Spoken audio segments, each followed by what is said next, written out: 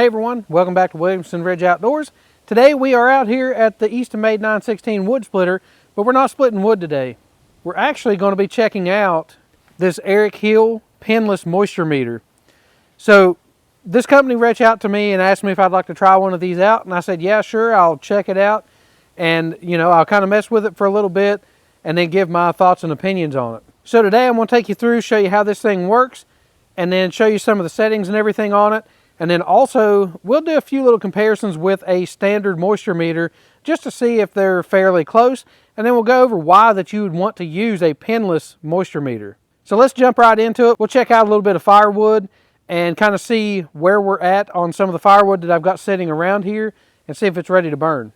So one of the things that makes this moisture meter a little bit different is the fact that it has different settings on it for hardwoods, softwoods, and it's got a wall setting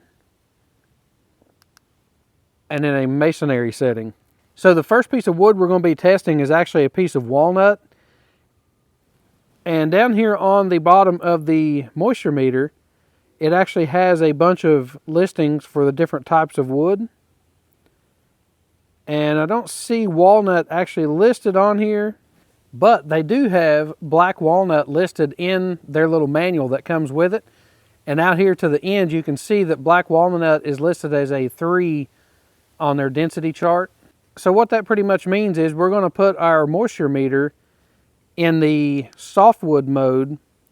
And then you see up here at the top, it has different modes up here. So we're going to change that to number 3 to match the density of our black walnut.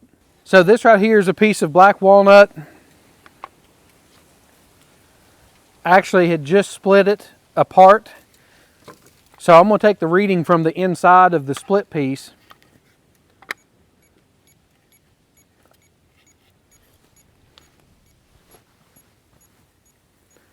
So right now you can see that is really showing a high reading moisture content.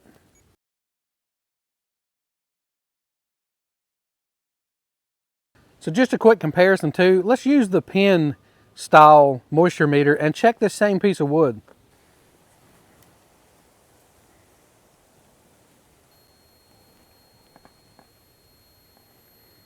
So this piece showing 33% or so.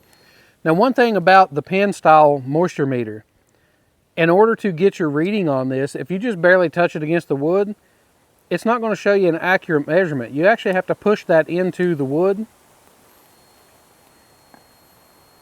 And the deeper you push it, the higher that reading is going to go, which is where that ERICKHILL is actually reading at, is a little deeper into the wood. So this next piece of wood actually brings me to the reason why that you would want to get a pinless style moisture meter. And that's simply because if you do any kind of woodworking and you're trying to get readings on pieces of wood that you're getting ready to use for furniture or whatever, you don't want to be sticking holes in there and pushing that, a 1/4 inch deep and making all those areas that you're going to either have to fix or that could possibly show up if you don't need to remove enough wood to get rid of the holes you just poked in it. So this right here is a piece of oak. This is actually a piece of pin oak.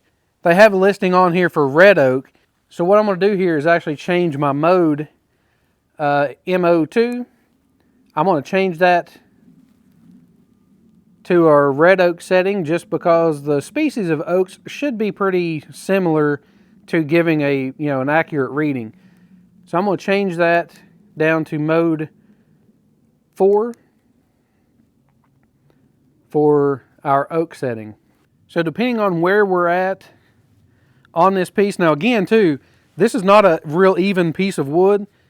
So if you have it like on this, I've got a hump right here, it's probably hard to see on the camera, but if it's not down flat on the wood, then it may not give you as accurate of a reading.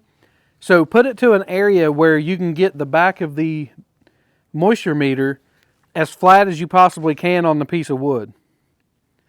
So you can see this one here is showing upwards of 17%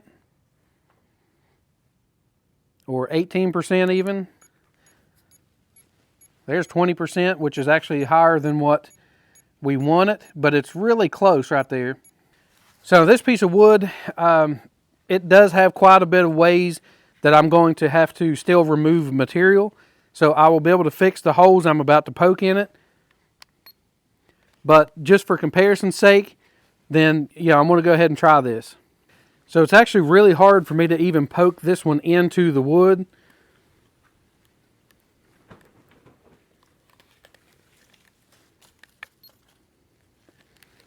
But this one's actually only showing about 11.9%, where the ERICKHILL, I'm showing 16% there. So which one's more accurate? I actually think that the Pinless is actually more accurate because it's taking a reading below the surface instead of, like this one. I can't push the pins in that piece of wood very deep.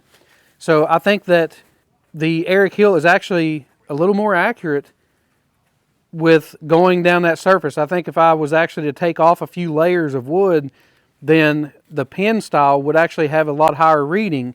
So I've got one last test for you. This is actually a store-bought piece of pine that I bought from Lowe's, so it should be dry and ready to work because this is actually part of a tabletop, and I've just cut on this, and this is now a scrap piece of wood. But I figured I'd keep it because who knows, I could probably get some other pieces that I could use out of this. But let's just check this for testing's sake, and we're going to adjust our moisture meter here to white pine.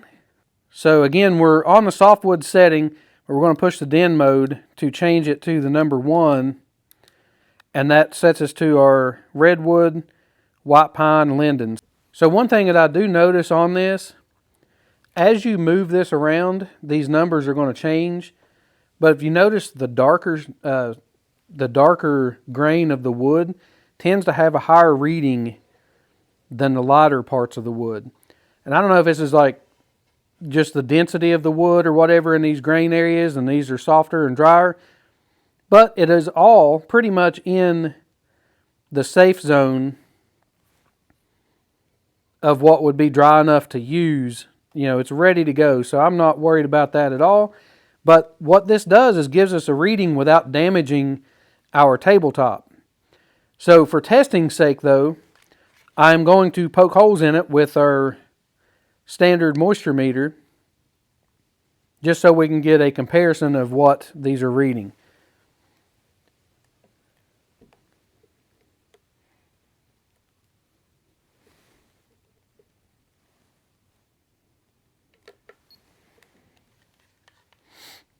So we're showing 12.1% right here in this section of dark grain, and this moisture meter, or our ERICKHILL, is showing 13% right there in that same exact spot. So let's move over here to one of these lighter spots and see where we're at.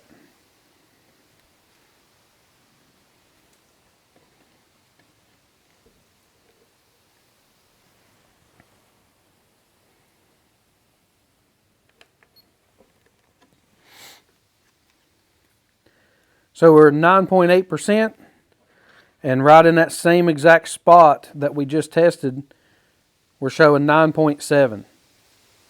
So that's pretty accurate, and like I say, the density of the wood changing can change these moisture levels up and down, but you kind of have to take an average of what you're, as you're putting it over that, you can check that whole surface and kind of take an average. So if you average out, 12, 13% down to 9%, then you're looking at a 10, 11% average over the whole piece, which is more than dry enough to be using for woodworking.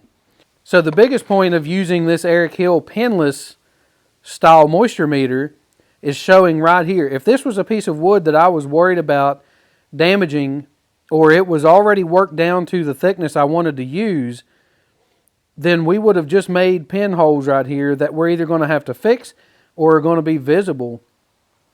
And even if you fix these by filling them with something, you may still be able to see those. So that's why that the pin style moisture meter is not good for woodworking. And this one right here kind of works for everything. You can use it on firewood. You can use it on your woodworking projects and have a good reading. As you can see from these tests that, our readings are actually very close to each other. So I think it's more than accurate enough to be able to use it for these purposes. Not to mention, I absolutely love the display on this because it's a nice color display and it shows you your greens up into your yellow, and then it goes into red for being way too moist. And it also has an alarm on it that will tell you, it beeps if it's over 20%, which I think it comes factory at 16%, but I actually set it at 20 because I'm going to be testing a lot of firewood, and firewood 20% or below is considered dry enough to burn. So that's going to wrap up our review video for our ERICKHILL Pinless Moisture Meter. I got to say that I actually really do like this a lot, and that this is the second time I actually made this video. I was out here actually working on the video, thought I knew how to use a moisture meter, and as funny as that seems, this one does have a little bit different method of using than what the pen style does. So I was taking readings and I was getting all these different readings between the two different moisture meters, and I was like, man, this thing, it's not accurate at all. There's no way that I'm not getting even close to the same readings on this, and I realized I was using it wrong. So looking at the directions and, kind of learning that this has a little bit different method for using, straighten that right out. So with that in mind, this one, that's why I was pointing out that you had these different wood readings here. The little booklet that comes with it also shows more species of woods. So you kind of match that up. You kind of take your species of wood, you check your density level, you set the reader to that level in order to get that accurate reading. So once I actually done that, then the readings between the two moisture meters actually started being really close to each other. So which one do I like better? I actually like the ERICKHILL better than the old pen style of moisture meter. And the reason for that is because it will work for everything I need to use it for. So the pen style, I don't want to use that in my woodworking because I don't want to damage material. And with having the pinless style, I can check that stuff, before I do it. I have some sawmill lumber that this is going to be perfect for because I've been wondering if they're dry enough or ready to start using to build some furniture out of for the house. So I definitely like this one better, and after messing with them a little bit and getting my settings right, you can see that their accuracy is very, very close to each other. So this is definitely going to be the moisture meter I'm going to be using from now on because I can use one moisture meter for everything. So if you'd like to pick one of these up for yourself, I will leave an Amazon affiliate link in the description below. Also, there'll be a discount code there to save you a little bit of money. So until next time, keep it outdoors, and I'll see you on the next one.